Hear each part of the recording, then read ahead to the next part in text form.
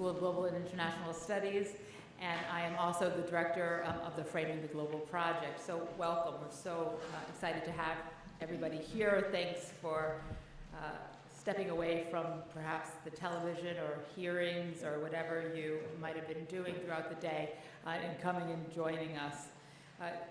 Just if you don't know already what Framing the Global is, it's a research and publication project that's really been trying to rethink the field of global studies. It involves a partnership between the Center for the Study of Global Change and Indiana University Press, and it's been funded by the Andrew W. Mellon Foundation, and it's now in its 8th year of existence. So when I think about those 8 years, I think about multiple conferences, 2 conferences, I think about 15 fellows later, dozens of video conversations later, attempts at creating a lexicon about what is global studies, and 13 exceptional books later, here we are, still contributing in our unique way to the field of global studies. We have a fantastic conference planned for you and a really superb keynote this evening. But first, before I introduce our keynote and also make a few remarks of gratitude, let me first introduce Lee Feinstein, who's the founding dean of the School of Global and International Studies. He will make a few welcoming remarks for us. Lee's background is in global governance and foreign policy. And before coming to Indiana University, he held senior positions at the Department of State and Defense, including Principal Deputy Secretary of the Secretary of State's Policy Planning Staff and as an ambassador. He's a member of the Council on Foreign Relations, where he worked with Todd Lindbergh to co-author a book, Means to an End, U.S. Interests in the International Criminal Court, which was published by Brookings. He's a trustee of the U.S. Holocaust Memorial Museum, which is a presidentially appointed position, and he currently chairs the museum's Committee on Conscience, which oversees the museum's work on genocide prevention.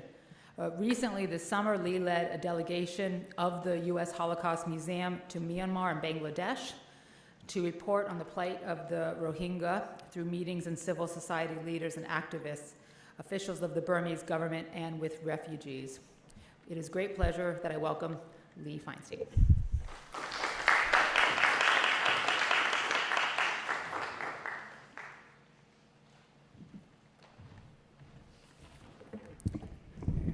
Thank you very much, Hillary. And I've lost count at how many Framing the Global meetings I've had the privilege to attend or appear at. And really the work that you're doing is at the heart of the work that we're doing at the School of Global and International Studies, and which Hillary and her team have led. We are very much dedicated to the role of globalizing the curriculum at IU, not just in schools with the name of global or international, but really across the board. And that's, I think, the insight that Hillary helped me to understand in our work. And in addition, we're committed not only to globalizing at the university level, but also beyond the university level, K through 12 or K through 14, however you do your bookkeeping. And really Framing the Global has been essential in helping us understand that and how to do that. And one of the things that we have found is that commitment to global studies and global learning has also been really central to the success of our school, which is a relatively new enterprise. Our school brings together international studies and area studies on campus together and brings them into conversation. And what we're discovering is that international studies and area studies together are mutually reinforcing. And our commitment to area studies, to the deep humanities, to language learning, to historical understanding, very much is consistent and supportive of a more global perspective that international studies provides. and really the efforts of the Center for the Study of Global Change, which Hillary directs, and her Framing the Global project has helped us to forge and create an intellectual vision for how to bring these two disciplines, which sometimes work in parallel, into conversation. And it's been very important and I think very successful. And it would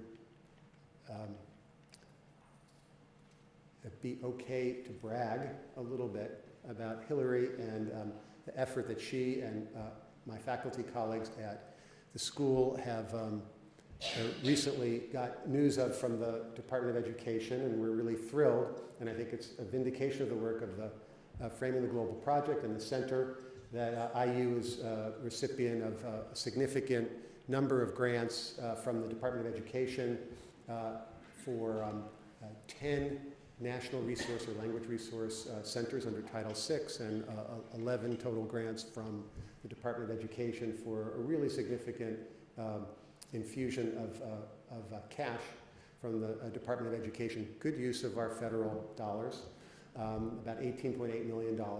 And what it means for us also is a big contribution to global education and area studies as well, about $11 million over the same period from the school. So we're very, very committed to what you do and very appreciative of how you think about these issues.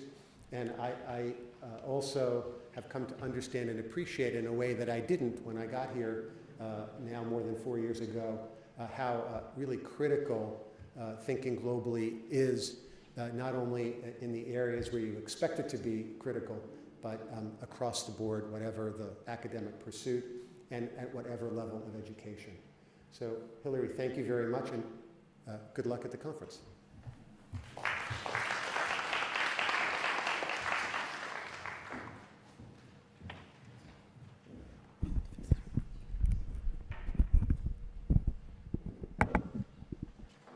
Okay, great. So I don't really want to talk too much. I want to hand this over to Peggy as soon as possible. I do want to mention one thing, which is that with the Framing the Global project actually started with the idea that we could come up with, that we needed to come up with a framework for global studies. And that we would begin to work on devising such a framework that could be shared because it was clearly absent, in the field. One thing that we quickly agreed on in the group is that we can't possibly come up with a framework, one formal framework for global studies. It really, depends on the questions you're asking, who's asking them, the background and the histories, what is your particular area of inquiry, what is the methodological and analytical frameworks that you're using, that basically each scholar needs to come up with their own entry point or framing for what they're exploring. This is why we emphasize the empirical, and ultimately why we encourage all our researchers and scholars and fellows to allow their findings to determine the framework in which they will pursue whatever they determine as global. So you're going to see many global scholars over the next few days who are doing just that. And I personally look forward to the many conversations that will be initiated over the next few days and ideally continued over the next few years and beyond. Do keep in mind on Saturday afternoon, we're going to be having a late Saturday, wait, what did I just say? Saturday afternoon, that's wrong. We're going to be not here together on Saturday afternoon. Saturday morning, late Saturday morning, we're going to have a working session about the future of global studies and what that means. Your perspectives from whatever disciplinary, regional, intellectual, practical, theoretical persuasion they represent will really contribute to this conversation and make it even more robust and meaningful. So I encourage you to stick around until the very end. It'll be worthwhile. Let me just quickly say a few thanks to different people in the room. Again, this project's been going on for 8 years, so I have to say a few demonstrations of gratitude. One person just walked in the door, and so I'm gonna, good timing, Janet. Janet Rabinowitz, with the previous director of IU Press, and I worked together on creating the original proposal that we submitted to the Mellon Grant many years ago, 8-9 years ago, along with Becky Tolan and Bob Sloan. So I'm so happy you're here, and we have to, I gotta thank Janet for kickstarting this. There's a number of other people. Tracy Turner, she's probably running around. There she is. She's the managing editor, and she's also really the conference coordinator. And Stephanie Smith is the assistant. Do I have this wrong? Do I have your titles wrong? Okay. You're both amazing people and really core to the editorial staff of the Framing the Global project and the book series for IU Press, but also for this conference. I mean, they've really held it together under remarkable circumstances. So thank you to Tracy and Stephanie. I don't think Gary Dunham is here, or Jenica Baines as well from IU Press, but both of them have continued to be involved and support the work of the Framing the Global project. Jenica has been particularly involved. Deborah Piston-Hatlin, also in the back. Deborah, for those of you who are familiar with the project, she's really been a core figure for all these years. She was the coordinator, and she currently is the Framing the Global book series co-editor, along with myself. I have to thank everybody at the Global Center, Eli Kahn-West and Teresa Nichols, Jessalana Stewart, who, again, everyone has really put forward effort here. Rosemary Pennington is here, and she gets a little call out too because she was one of the original Framing the Global managing editors. And then, of course, our fellows, who many of you, not all of you, but many of you have come in, and you're all in disparate places. I don't know whether you've connected yet, but I know you want to connect.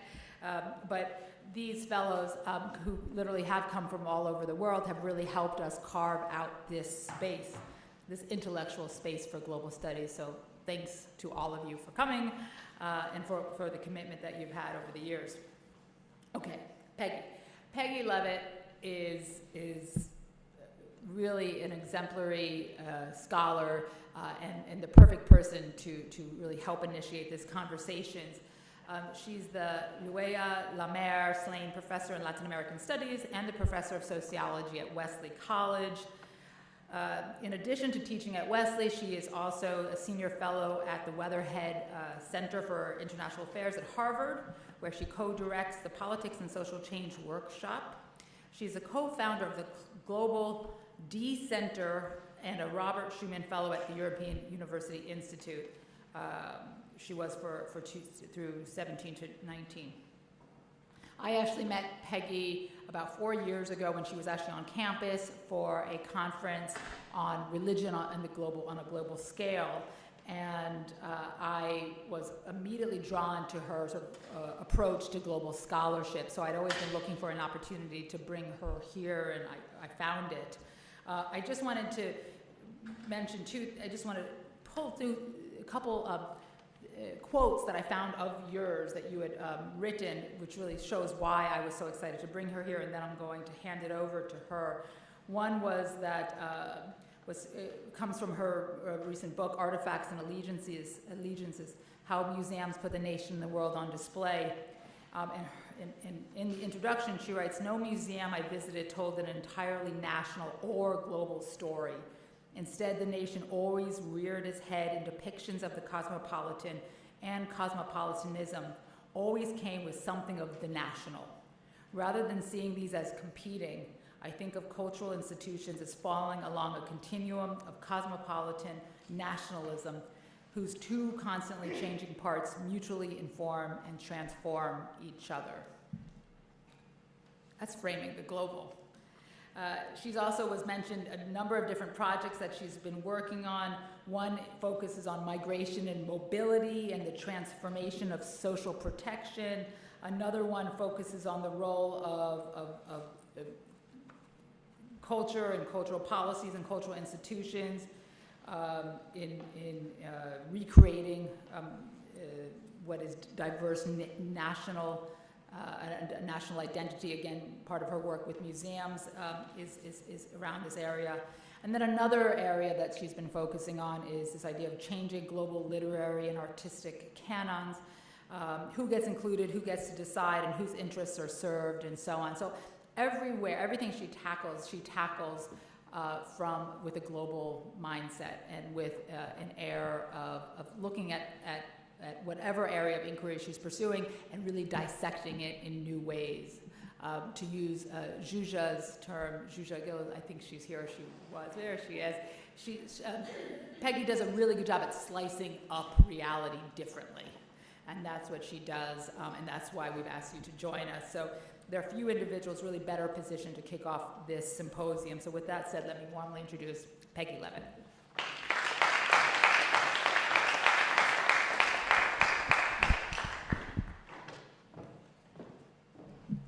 Thank you for that really warm introduction and the warm welcome. And I'm very pleased to be here. I'm looking forward to sharing ideas with all of you in the next few days. And I also really appreciate that you chose me over Brett Kavanaugh. So, because I know that was a hard choice. So, according to the World Bank, roughly 1 out of every 7 people in the world today are either international or internal migrants who move by force or by choice with great success or great struggle. At the same time, President Trump's decision to strengthen the wall between the US and Mexico, the UK's decision to leave the European Union, and the rise of far-right parties throughout Europe and Latin America reflect heightened nationalism and xenophobia and increased efforts to thwart mobility, especially among refugees, the poor, and the unskilled.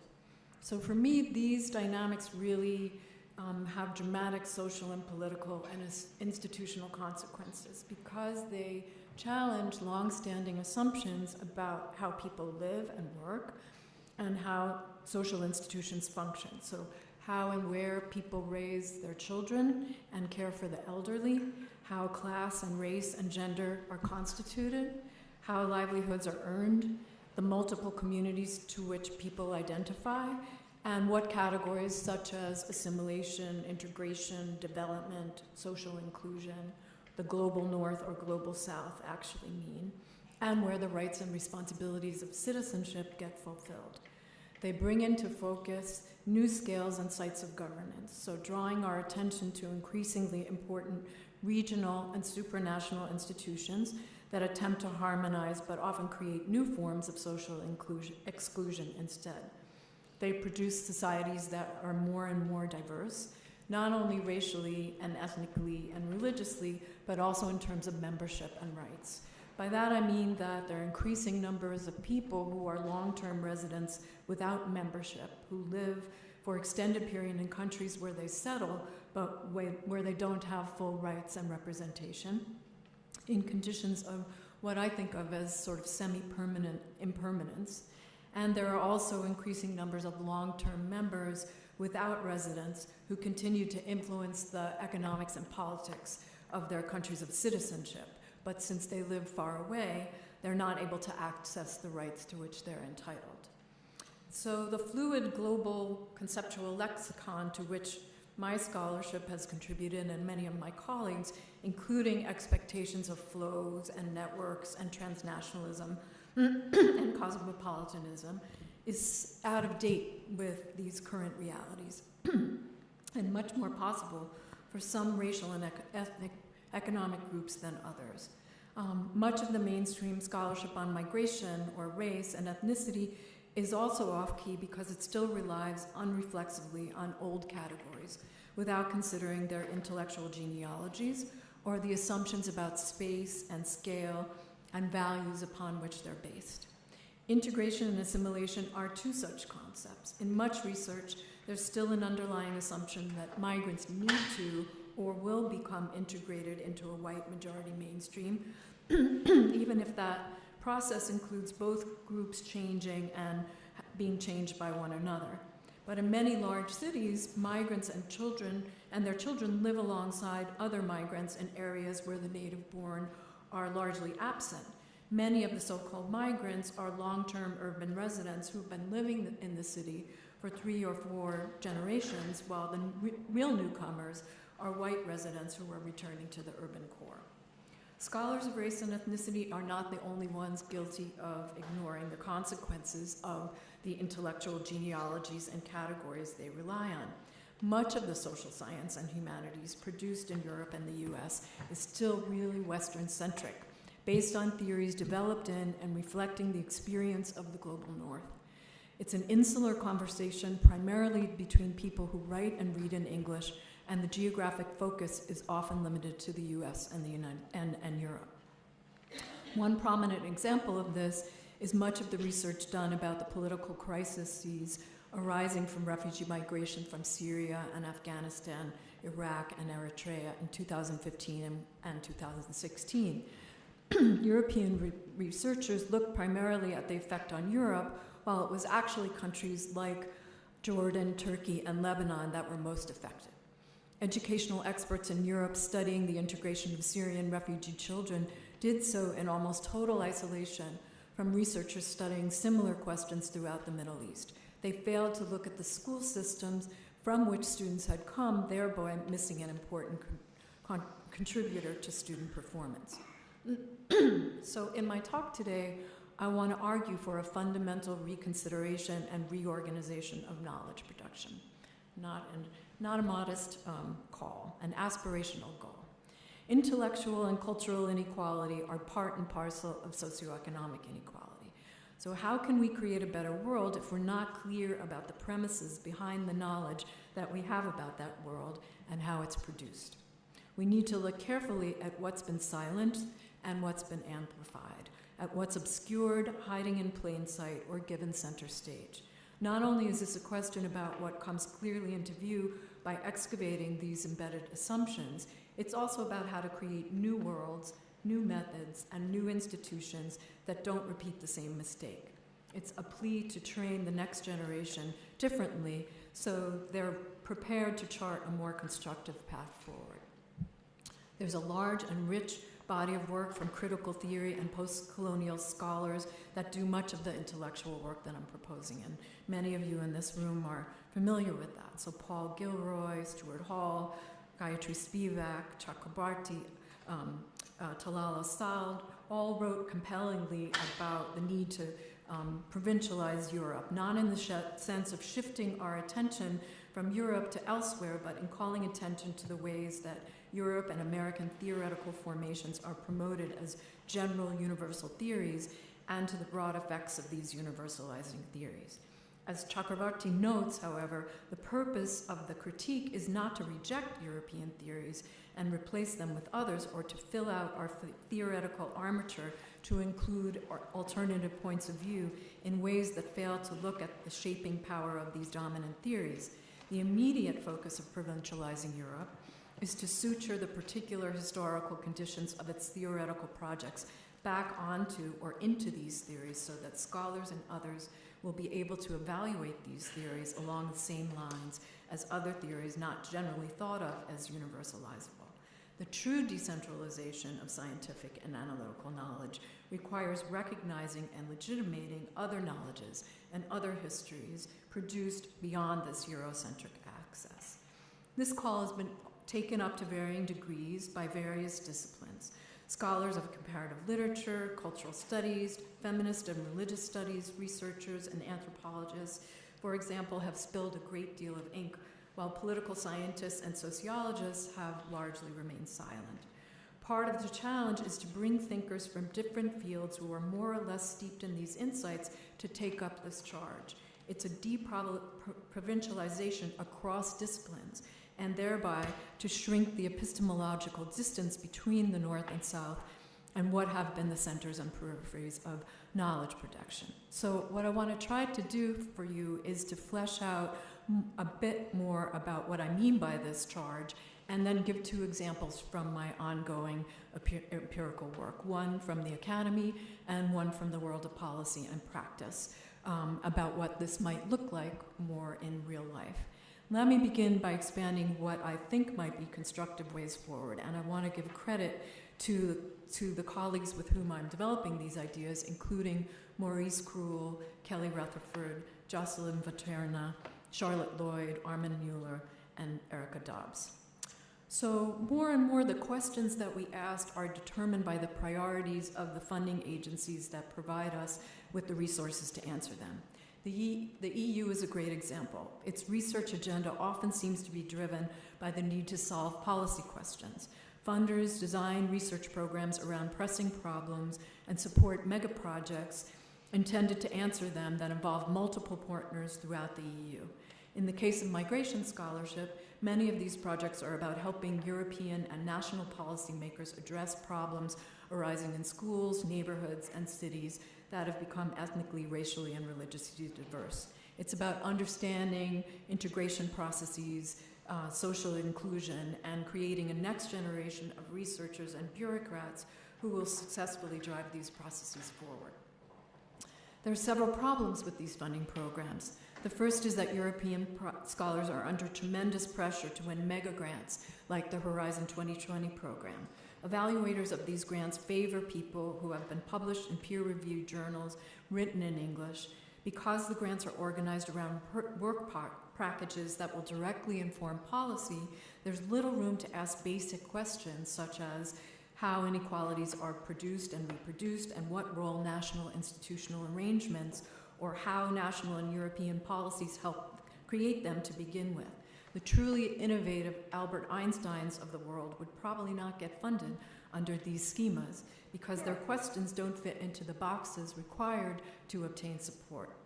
The second problem is that while we applaud comparative research, I see that many times the outputs from these projects don't add up to more than the sum of their individual parts. The time frame allotted is too short to allow for much more than data collection, so data analyses, especially those that strive to be comparative, are likely to get short shrift.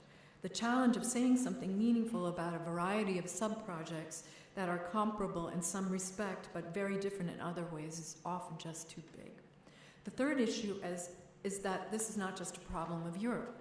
More and more, the forces of globalization and neoliberalism are homogenizing higher education around the world, so scholars outside the West are under pressure to publish in English in high-ranking journals, another death knell to creativity and to the production of knowledge in ways that can challenge the prevailing box.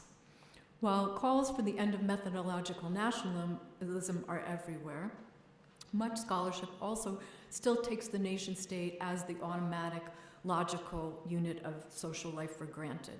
But when we open our lens, by using a transnational optic, what we see is that it's not possible to understand dynamics that are labeled local or national without at least asking how they are connected to events and experiences that are far away.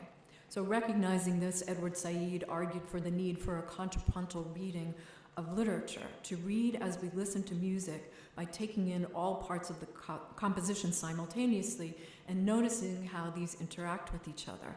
So you can't really read Jane Eyre without seeing how that big mansion in Britain is built on the backs of its owner's plantation in the colonies.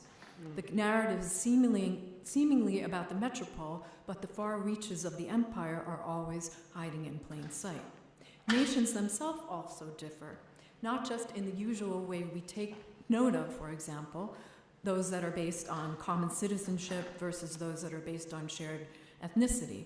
There are nations that aspire to pluralism and multiculturalism, and those such as Lebanon that don't aspire beyond holding themselves together by the shared thread of coexistence. Frantz Fanon wrote about nations arising from a colonized consciousness, criticizing negritude movement thinkers for resurrecting traditions that were associated with and therefore perpetuated this difficult past. This means that we not only have to determine empirically what the relevant parameters and scales of the social fields that we're concerned with, we also have to look closely at how variations within categories such as nations affect our outcomes. So what would interdisciplinary work really look like? Most of us take as a given the analytical purchase wielded from an interdisciplinary approach, but that is easier said than done. What often happens around the seminar table is the equivalent of watching the proceedings at the United Nations General Assembly as if there were no translation. Some fields are so chock-filled with jargon, it's almost impossible for those who really want to enter the conversation to do so. There's also colleagues who stubbornly refuse to do the heavy lifting, quickly retreating to their own disciplinary safety zones when the conversation becomes too challenging or heated because the terrain is unfamiliar and uncomfortable. It turns out that you really have to think hard about whom to invite to the table to have a satisfying, generative conversation. It's a rare scholar who's willing to do the listening and learning required to cross disciplinary boundaries and engage in a truly interdisciplinary dialogue. As it stands now, many of the same conversations or their equivalents are taking place within disciplinary silos. We're rehearsing the same arguments and answers within and between the humanities and social sciences and missing out on the potential to move things forward by joining forces. And then there's the question of what it really means to provincialize scholarship. This is perhaps the most important question, and there are many ways to skin this cat. The first is to think about when you start the story. If you tell the story of the Americas, the history of the Americas starting in 1492, then you miss the many civilizations that flourished in this region before the conquest. If you place the cradle of civilization in Greece and Rome, then you miss the intellectual and cultural production that flourished in Kumasi and Baghdad.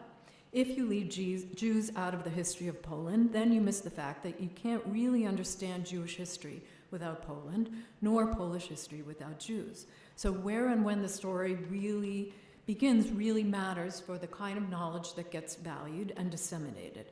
And this seems like common sense, but a quick look at many of the textbooks that many European and US students use today reveal this kind of ethnocentrism still reigns supreme, and I'm going to talk about that empirically in a few minutes. The second is to recognize that just as with nations, what qualifies as theory and understandings of what theory is expected to do is constructed differently and has different goals in different parts of the world. Theories produced in the West don't automatically map on to the experiences lived outside it. What it means to know and explain does not mirror Western epistemological and ontological assumptions. Intellectual frames created according to different standards to do different kinds of work should be judged according to their own claims and on their own terms. Let's take the example of immigration again.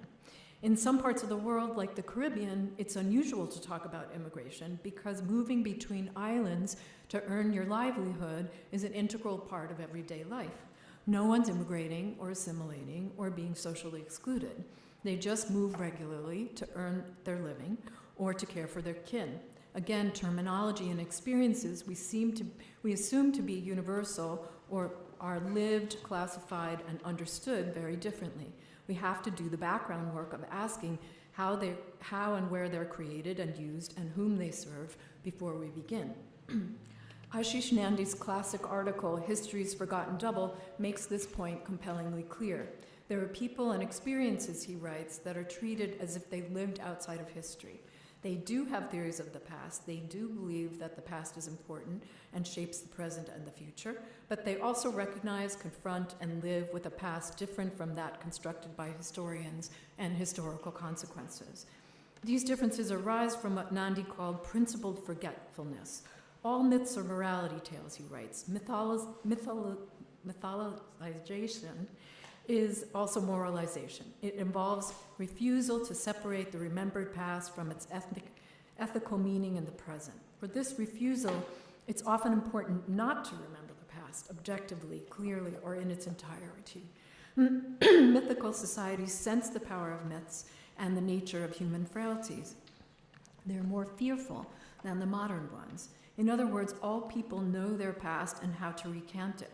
Some simply construct history differently than it's constructed in the West, selectively including some things and forgetting others on the basis of empirical and moral guidelines. So this kind of thinking drives home not only that the cultural roots of different responses to otherness and the diversity management regimes that emerge in response, but their intellectual and political consequences become salient. Societies understand and respond differently to otherness, and that sets in motion different scholarly and political trajectories. We need to do our homework to become conversant in alternative meanings and frames and to judge them not according to our own standards, but according to their own claims and criteria. So now let me switch gears and share two examples from my own ongoing work. The first concerns just how global is the American Academy, and the second concerns new forms of social welfare in the context of a world on the move. Excuse me. Oh, did I not push that? Sorry. That's what was supposed to be up during that whole time. I apologize. Okay. All right. So those of us who work at U.S. universities know that there's a big push towards global education. That's what you're doing here. And that is, in some sense, what this project that gave rise to this conference is all about. So between 2006 and 2015, the number of international branch campuses in the world increased by 43%.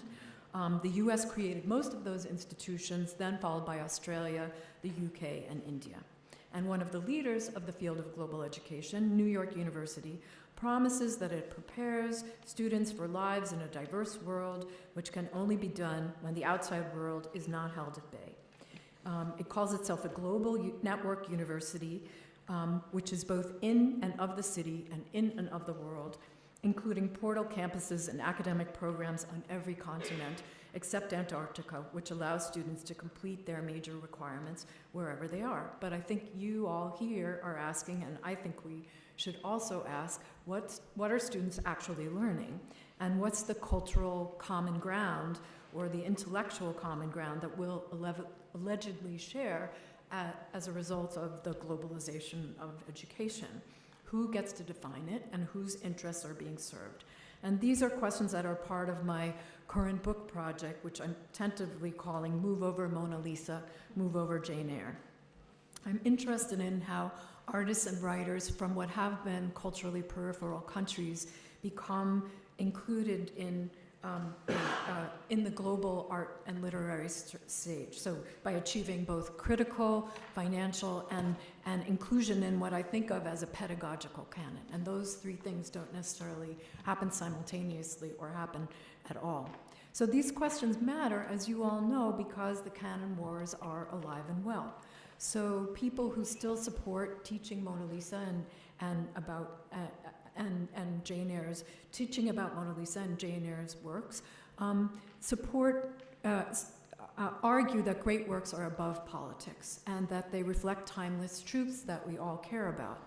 So those who want to replace works by Jane Austen and Leonardo da Vinci with a more diverse group of artists and writers would argue that these great works don't reflect the multicultural or multi-religious world that we now live in. And then there are those who are somewhere in between who say that canonical work should still be taught, but we should do so by bringing their biased assumptions to the fore. Either way, the outcome's clearly not trivial. As Skip Gates said about the Norton Anthology of African American Literature, once our anthology is published, no one will ever again be able to use unavailability of Black texts as an excuse not to teach our literature. A well-marked anthology functions in the academy to create a tradition as well as define and preserve it. Now, I'm speaking now. I think we need to go farther. The availability of a broader array of cultural products isn't enough to ensure their adoption or embrace. We also need to understand the political mechanisms and economic interests and power struggles that influence their inclusion or erasure. And that's what this book project is about. So my colleague Kelly Rutherford and I are exploring these questions empirically through the lens of art history and comparative literature. And I want to share a bit of what we've learned about art history today. These are preliminary findings. So the art world, including its producers and its consumers and the institutions which critique and display and market art, have grown increasingly global. And there are a wider range of artists from a wider range of countries that are getting critical financial acclaim. But our question is, to what extent is that reflected in pedagogy? And how much has the globalization of the art world at large found its way into art history classrooms and to art history texts? So to answer these questions, we are looking at three texts that have been used by generations of students in the introductory art history survey. So maybe you remember them from your time in that room with the the darkened room where you were watching the art history slides. So they're Gardner's Art Through the Ages, Jansen's History of Art, and Stocksted's Art History. And so we're analyzing how much these texts have changed over time with respect to their content in the modern and contemporary art sections, and including the artists and the artworks that are featured. And we're also tracking changes in how these materials are presented, so doing content analysis of the prefaces and the introductions of the different sections. And then we did some interviews with selective editors and publishers that shed light on the forces that shape curricular choices. I want to be clear, it's not our goal to evaluate these texts individually, but rather to see what kind of collective pedagogical canon that they create. And so to show change over time, we've analyzed each textbook in an early period, a middle period, and a more recent period. And this slide shows those groupings. So, as we expected, what did we find? Earlier editions of art history texts are almost exclusively Western, with nearly all modern artists coming from Europe and North America. Representation of non-Western artists increased slightly in the middle and recent periods. In the middle period, art history texts, non-Western artists increased to 10% of the modern and contemporary artists, and in the recent period, they're up to 15% of the artists included. And there's also an increase in the number of artists from indigenous groups that are included from places like the Americas or Australia or New Zealand. What's interesting also is how the agreement about which Western artists should be included increases over time, while the selection of non-Western artists is quite capricious. So in the early period, a total of 213 artists were featured, and 45% of these artists were from the US and France and Germany followed behind. The two non-Western artists included in the early period were from Japan and Korea. So there's relatively little internal consistency in the canon in the early period, with only 1 in 5 modern artists represented in either 2 or 3 of the texts. So the way we're measuring internal consistency is to see if artists are included in multiple texts. In the middle period that we sampled, 296 artists included, with 91% from the West and 9% coming from non-Western countries. And these came from Asia and Africa and the Middle East. There's very little editorial agreement about the non-Western modern artists, because 93% of them appeared in only one text. And by contrast, there's a growing convergence among the textbook editors about the importance of particular Western artists. And then in the most recent period, 306 modern artists were cataloged, and of these, 85% are Western and 15% are non-Western. The non-Western artists come from Asia, Africa, South America, and the Middle East, with only 9% appearing in more than one textbook. In contrast, for the Western artists, there's an even higher degree of editorial convergence, with 54% of the artists appearing in more than one textbook. And this means that Western modern artists are 7 times more likely than non-Western artists to be recognized across multiple art history textbooks. So here are the non-Western artists that are most often included. You might recognize some of those names. And then here are the Western artists around which the enduring canon is taking shape. So what might explain some of our findings? Excuse me. The textbook editors and authors that we interviewed stressed the importance of a diverse body of work. The authors, the editors, and publishers that produce textbooks are also subject to path dependency. So by that I mean that where they start, that there's a requirement when you publish a new textbook edition that it has to be sufficiently different than the last edition for you to be able to charge for a whole new edition. But they're still kind of distant cousins of each other, right? So the way a text starts out and the particular time that it was written, originally written, also shapes where it goes. So for example, Stockstead was first published in 1984, I think, and that was by, the author was very intent on writing women into the art history canon, and so that kind of continues in the DNA of that book. Also, there's a lot of influence of recent reforms in higher education and this focus on quantifying learning outcomes and other metrics of student performance. So new textbook features include things like learning outcomes that respond to institutional accreditation demands, and more the study of art, like the humanities in general, has to sort of justify itself, and one of the ways it can do that is to show these learning measurements, and measuring student progress is a way for art history to make its case. New pedagogical techniques are also really important. So changing learning styles that are developing into this, in response to this particular generation's relationship with technology, are changing the way art history texts are included. So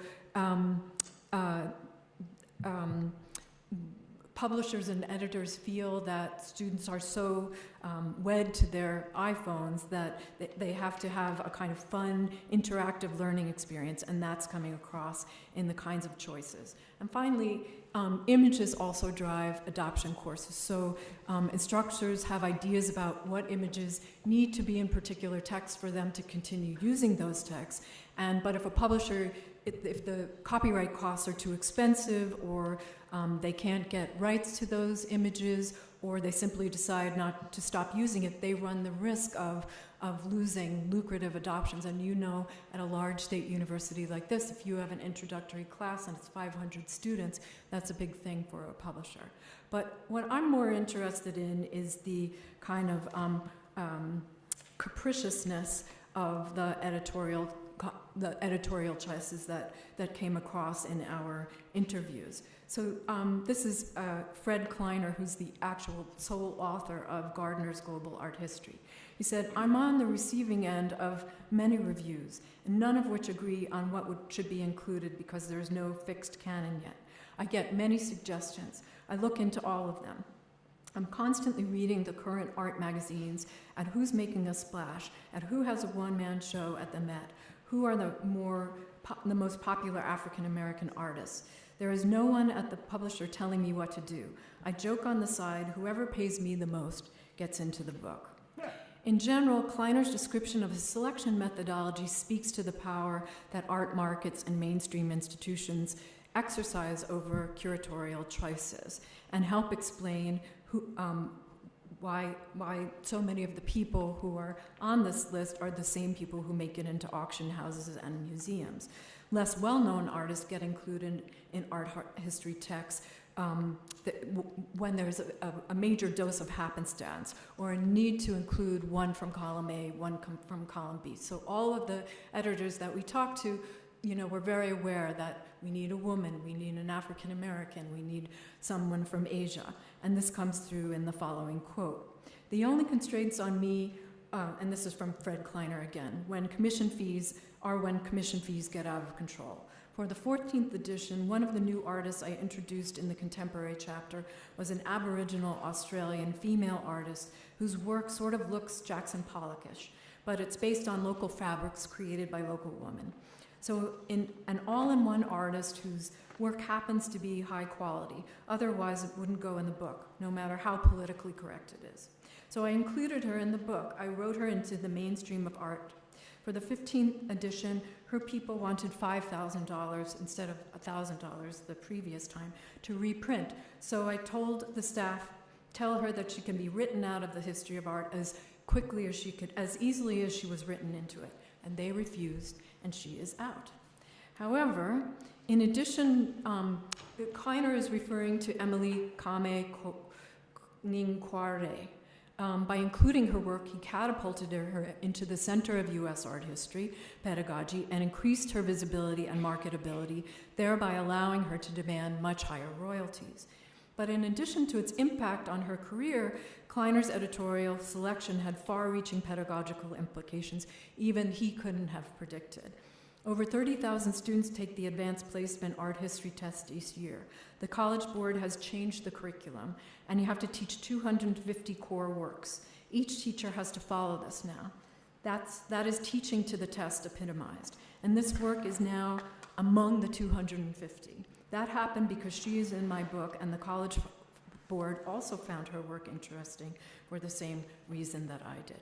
So to sum up about art history, at the end of the day, our findings really reflect power, the economic and cultural power of the Western art world that has coalesced around a select group of superstar modern artists, and the power of editors and authors to decide what rising stars from outside the West will be included among them.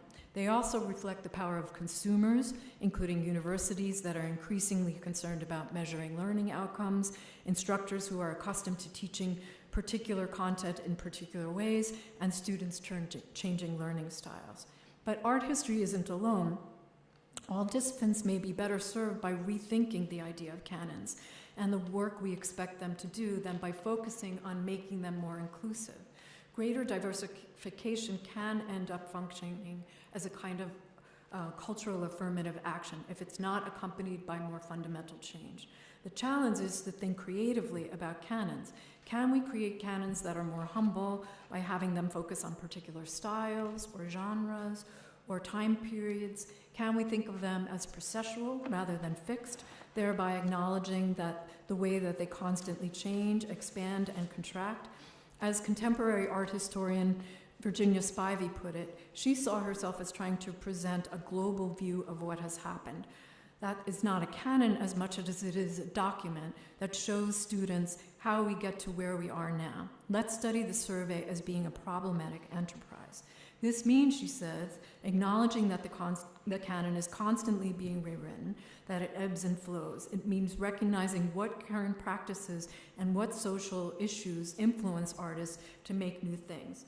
They adopt an artistic vocabulary from the past and adapt it to say what they feel they need to say. The teaching materials that chronicle their journeys should do so as well. So far, this is my discussion about my discussion about canons is about changing how we understand the world and the tools that we need to do so. And what I want to talk about now briefly before I conclude is how the institutions of social welfare and social protection change when we begin to understand the world differently. So let me start this with a few examples. I want you to imagine the following scenarios. One would be an undocumented Mexican migrant who lives in Colorado, who doesn't have health insurance, but she needs to get her child vaccinated to be able to register her for public school.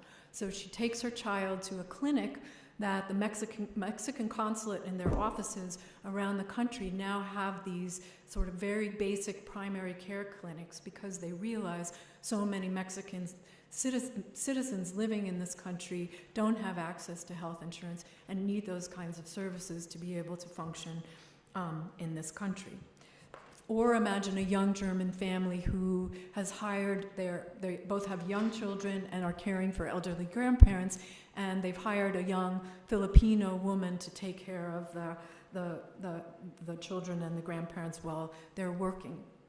And she, in turn, is, of course, sending her remittances back to the Philippines to pay for the care of her children and the support of her children. Or an Indonesian construction worker who goes to Australia, who pays into a social security system in Australia, but isn't able to access that until he or she goes back to Indonesia and can take the portion of their earnings that they paid in with them when they return home. Or finally, the aging Ethiopian who's a permanent resident in the United States, who's been working at a U.S. university for more than 20 years, who can't take the Social Security that he's paid into with him back to Ethiopia if he moves back there permanently. So we'll be forced to kind of spend 6 months in the United States, or at least come back every 6 months to be able to get his Social Security benefits. So I think these vignettes really speak to where I began, which is how much the world is on the move and how much that changes how family life gets lived and how people earn their livelihoods and how they raise their political voices and how they save for retirement in more than one nation state. And then we have international finance and development organizations increasingly looking to people on the move to sort of support the economic growth and development in their countries of origin, because the economic remittances that they send fund a lot of the health and education and infrastructure projects that the sending country governments can't afford, and the social remittances that they send back, or the ideas and practices and knowledge that migrants acquire and that circulate between sending and receiving country contexts, can affect social and political life in positive and negative ways. So how do we respond to this changing reality? How do we create new institutions that recognize that people are going to be living their lives and providing and protecting their families in more than one context? So this is the question that I am asking in this project about transnational social protection, which is also an ongoing project. And what we're trying to understand is what new institutional arrangements are arising at different levels. So it's not just between sort of sending and receiving communities, but also what kinds of provincial to state level contacts or programs are being developed, and what kind of national to national programs are being developed, and who the winners and losers are. So I want to make clear that I don't believe that transnational social protection is a panacea at all. I think it creates new inequalities and imposes them on different groups, sort of shuffling and reshuffling the burden. And I also want to make clear that I'm not arguing that the nation state is disappearing, but I think that what we're seeing is that it's shedding some of its old functions and assuming new functions. So in addition to the Mexican government providing health care for its citizens in the U.S. territory, when Trump was first elected, they also opened legal clinics around the country at the consular offices, and advertised on Univision and other Spanish language TV channels that that they would be there to protect their citizens or their immigrants. And also the example of a matricula consular, which is a sort of ID card that the Mexican government issues for people who don't have social security cards in this country, that means that they can't get driver's licenses or open bank accounts. So these are, but now that they can, because they have this card that's recognized from the Mexican government, that's recognized by some U.S. cities and some U.S. states. So this is my idea of states and governments shedding old functions and assuming new ones. So what we're doing is using the OECD list of social protections, which you'll see here, but also adding additional examination of education. So I think what we're seeing more and more is students who circulate in and out of different national school systems, and efforts to kind of make sure that they do okay and don't fall behind, and help teachers to deal with that. So more and more kind of teacher training programs. You also have, just like Filipinos are known for their work in the healthcare industry in this country. Now the Filipino government is also helping to recruit, and private recruitment agencies are also recruiting teachers from the Philippines to step in school systems around the United States where there's a shortage of teachers, because teachers are being paid so little in this country, and Filipino teachers will step in. And so what we're looking at is education, labor rights, and community development in addition to this standard list from the OECD. And what we're trying to look at is as 4 sources of support that people can use to create what we think of as a resource environment. So you might be able to purchase support and protections from the market. You might be eligible for state programs at different levels, so the federal government, the state government, the local government. You could get services from third sector actors such as churches or NGOs, and then you could access things from your social networks, both formal and informal.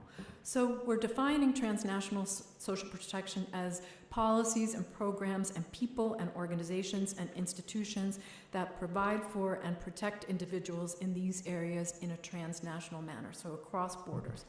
And we're including grounded actors that provide for and protect people who move transnationally, transnational actors that provide for and protect grounded individuals, and transnational actors that provide for and protect transnational individuals. And so what we're trying to kind of conceptualize and map out are how these resource environments take shape. So let me try to make this concrete by giving you 3 examples. So this would be the resource environment of a college-educated, employed female citizen in Sweden.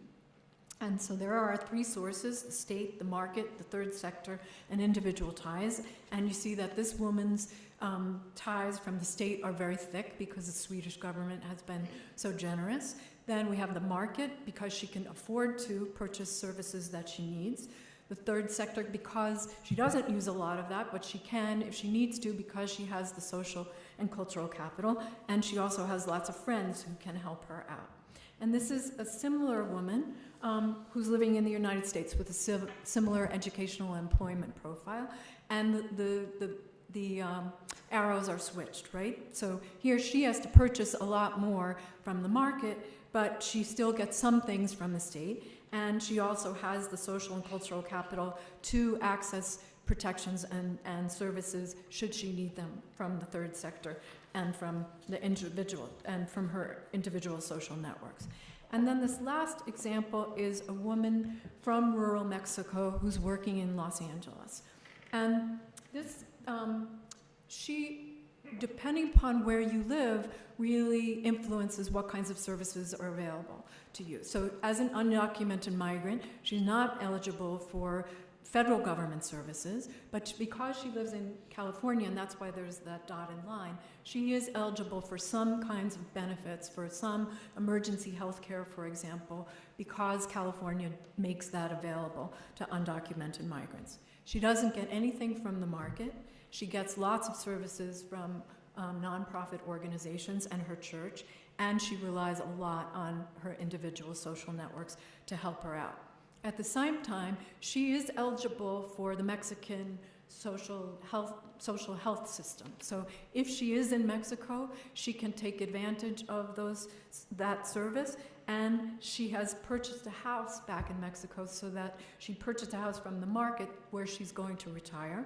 And then her child, who's being cared for by her mother back in Mexico, is also getting services from NGOs that are in that village and relying on the community to help them out. Now, if this woman is from Zacatecas, so she gets certain things based on the fact that she comes from Zacatecas, she's from an indigenous community, they have certain sharing of rights and responsibilities as being part of the indigenous community that goes, usos y costumbres, that goes alongside the other government, the non-indigenous government. And so, but if she were a woman who lived in who was from Puebla and moved to New York City, her resource environment would look different, because New York State and New York City and the state of Puebla provides her with different resources. Or if she moved to Wyoming, her resource environment would look different, because there is not as developed an immigrant rights sector or nonprofit organizations that help immigrants in Wyoming, and there are much fewer people in Wyoming, so she might be very reluctant to go out and get services even if they exist. So I want to say 3 things that stand out for me based on this preliminary research. So rather than having most of their needs provided by one nationally bounded source, like the state or the market, many people piece together social protection for themselves and their families from several different formal and informal sending and receiving state sources. They're not contractually guaranteed, and therefore they can be quite unreliable and ephemeral.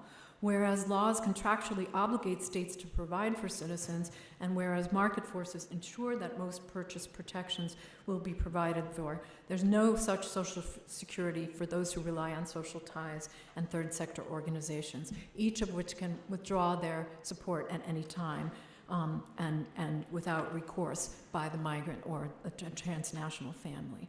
And the last thing I want to say is just how much place really matters, and that the thickness and cohesiveness of this resource environment really is affected by where it is constituted from.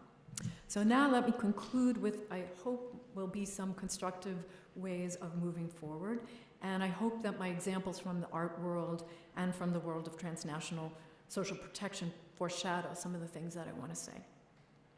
In my view, too much of our scholarly conversations involves deconstruction and not enough reconstruction, or charting a new, potentially positive way ahead. This is a challenge with many parts. As we begin to produce different kinds of knowledges, they're still being organized and disseminated into old boxes. They still have to fit into the established sections of the textbook, the library, or the bookstore. They still need to fit within the structure of the curriculum, the discipline, or the university. But the desperately needed knowledge at the intersection often has no place to go and falls through the cracks. Young scholars who want to produce it run the risk of ruining their careers because they'll not perform according to the established recognizable metrics or incentive structures.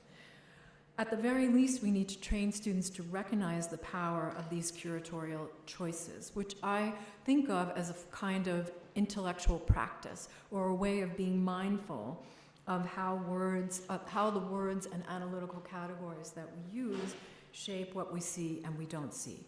But what we also really need is new categories and disciplines and textbooks that accept and acknowledge the complicated messiness of the human experience and recognize from the outset how trying to make it neat and orderly can diminish our understanding of social life.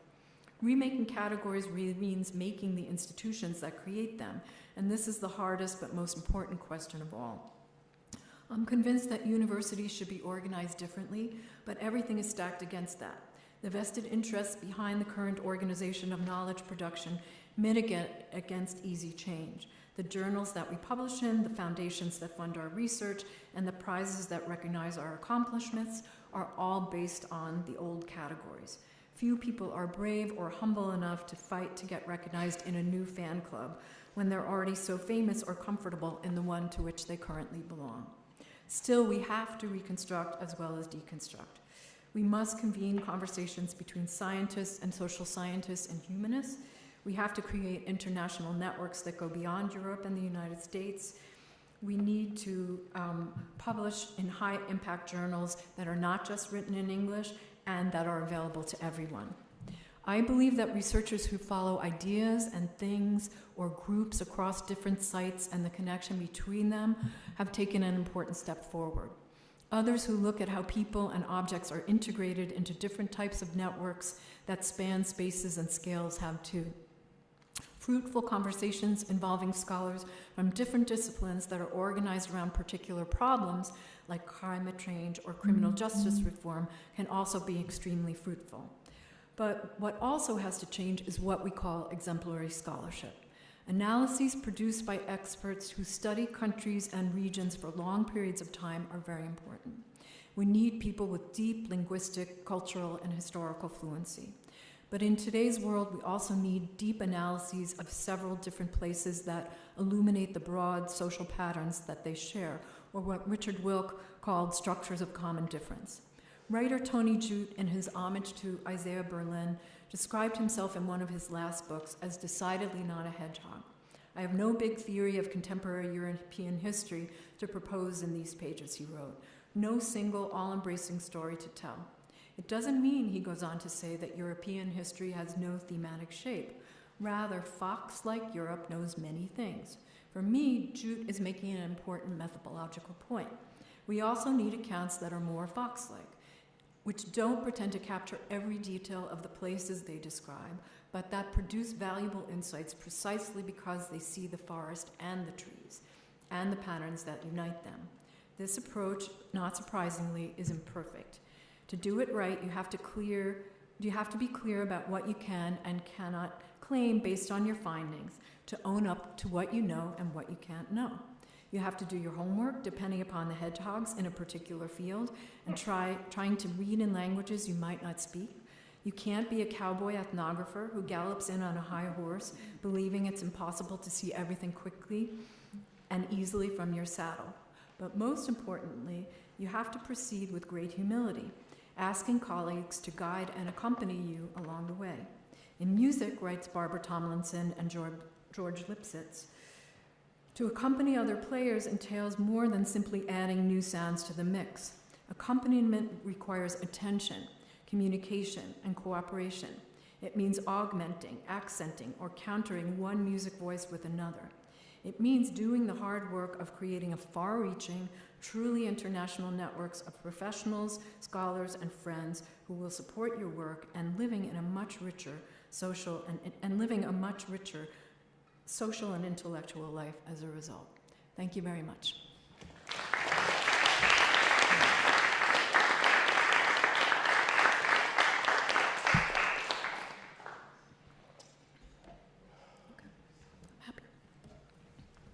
Anybody have any questions, comments?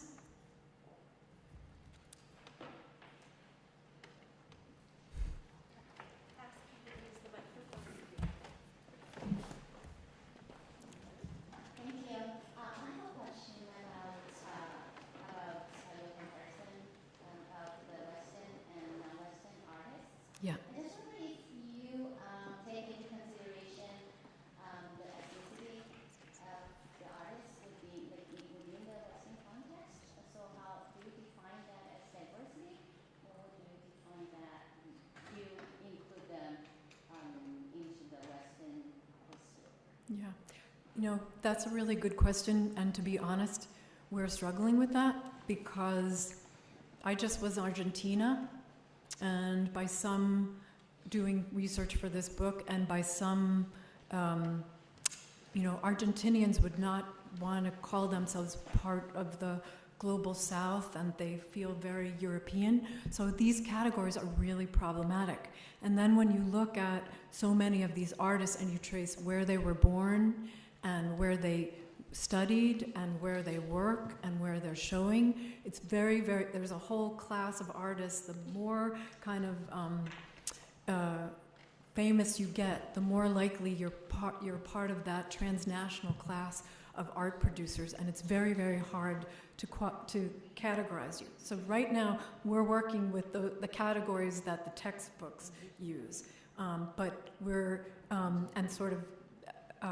trying to think through what would be a better way to slice and dice this that would capture that changing diversity, and also not repeat the same mistakes of cutting up the world in the same old ways. Yeah. One back here, and then I'll move forward. If you have suggestions about how to do that, I would be very, very happy to get them as well. Hi, thank you for speaking. I don't, can you raise your hand? Oh, there you are, okay. Yeah. Thank you for speaking. Sure. My name is Margaret. I major in SBS, and I'm a senior, Mhm. concentrating on global development. What And SPS is, science, technology? Oh, okay, sorry, So I have a question. okay. I have a question regarding your transnational social protection. Mm-hmm. In regards to PSP, as you explained, where would IGO, as an intergovernmental organization such like UN, would take a place in the system? So, thank you for your question. Margaret asked, where would IGOs or INGOs fit in our schema? And they're very important because I was giving you examples of people, but what's really important is how individuals, what's happening for individuals and families ends up scaling up to different levels of governance. And I was emphasizing the regional ones or the state ones and the national ones, but you're very right to point out that there's this whole transnational set of governance institutions that are very influential. So when we're looking at things like labor rights, for example, the IMO, the International Organization for Migration, or the International Labor Organization, are all in there. Now, those are mostly organizations that don't have teeth, but you also see regional organizations taking shape. So, for example, in the ASEAN region, in the preparation for a more regional economic integration. They're also talking about regional governance regulation or regulatory regulation.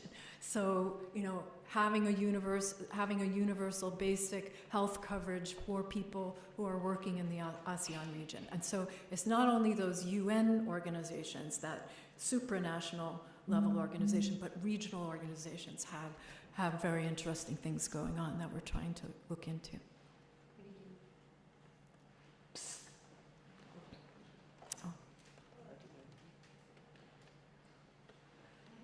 I'm Anne Griffiths from Edinburgh, Scotland, and I'm really sorry the transportation left I got here a little late, so you may have already dealt with this, but I'm really interested in your idea about how we deconstruct the institutions and academies we work in, and how we overcome the power dynamics that make it so difficult for young scholars to challenge these academies.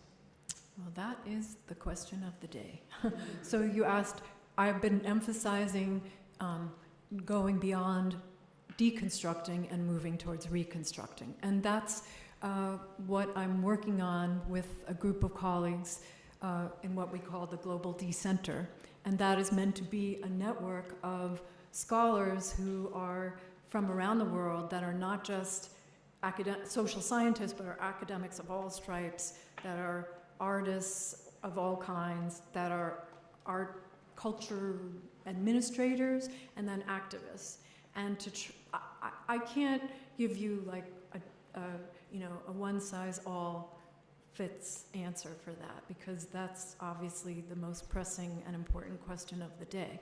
What I can tell you is I think we need to do little punctual interventions in local places that empower people to feel like they have a community, so they have enough courage to make non-traditional, risky academic choices, risky policy choices, to train ourselves. What I meant by intellectual practice is really, I think about it as being sort of a spiritual practice, the same way that people do something every day to remember their spiritual life. We need to do something every day to sort of remember, what does this word mean, and what assumptions does it have underneath it, and when I put it next to this word, or when I put it next to this book in the library, what does that show me and what does that not show me, and how might I think about it in a different way? So sort of local interventions, the scholarship that you all have been producing as part of this project, I think, is part of the answer, and then really empowering young people and pushing the administrations of our institutions to try to organize conversations in a different way and enable more people to have the courage to be part of them.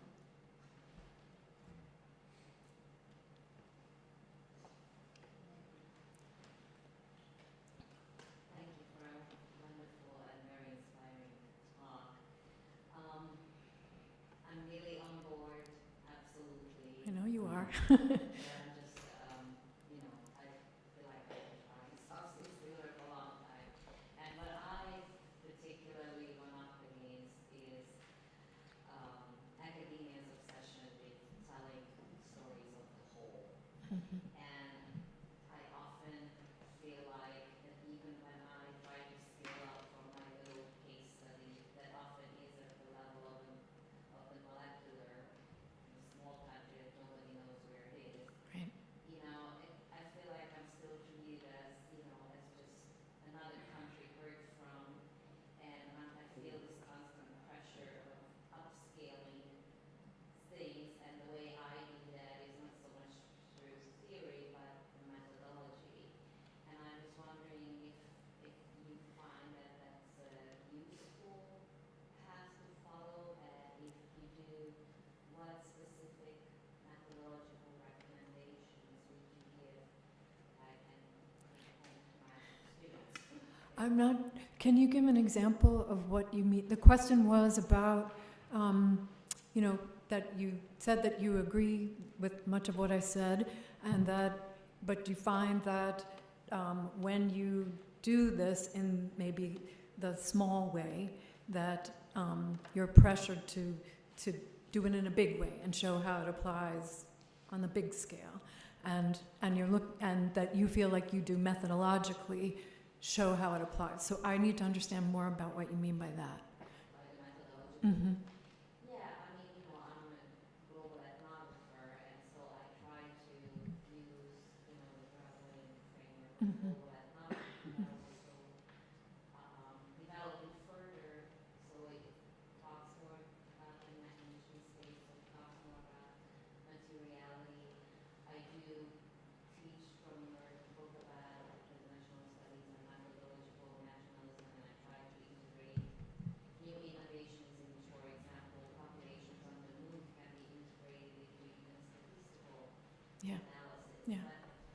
So there are a bunch of little innovations. I'm just not sure if I reached a critical mass or if there are less common methodology that should follow these methodological innovations. Oh, I think there is, and that's what we're all here for, because we believe in it. And so, I mean, just like in art, certain kinds of work gets privileged and other kinds of work doesn't. We know this from social science as well, right? That theorists are, the famous ones, and ethnographers get less attention. Well, we just have to keep fighting that fight and saying that there are lots of ways. It's part of what I'm saying. There are lots of ways to know the world, and that we need to have an ample toolkit and respect each tool for what it claims to do. So that's what I mean about being clear about what you're claiming. So when I wrote my museum book and this book that I'm writing now, I mean, it's there was 3 sets of countries, or now I'm doing Argentina and Lebanon and South Korea. There's no way I'm going to know everything about those countries, right? But but I'm making an argument that this is a different way to study the global, just like global ethnography is a different way to study the global. And it's not the same as studying one place deeply, narrowly, historically, forever, for your whole career.